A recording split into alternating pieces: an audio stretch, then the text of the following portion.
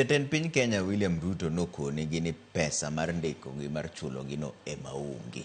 Ma be duoko mane kare un kaka joma ni od bura. Rach kabisa nikech onge en kanye.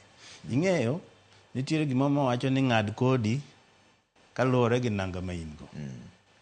Kaka en jatend piny monego obed number 1 en example. Last budget nwamiyo gi pesa moro mane wadagi. To nikech ne ging'eny ne gikale.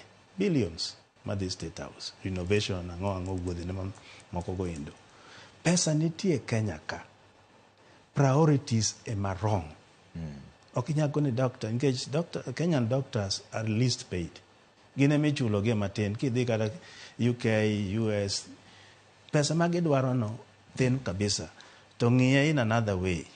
Jomilongo ni interns.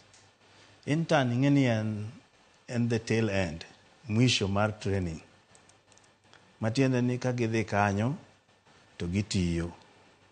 Bang' dwe achiel kata dweche auchiel, intern timo kata C-section cha. Tiende ni itimo health delivery system ne county government. Kendo county government yudo pesa. Level 4, level 5, kagin gi level 6 is a different issue.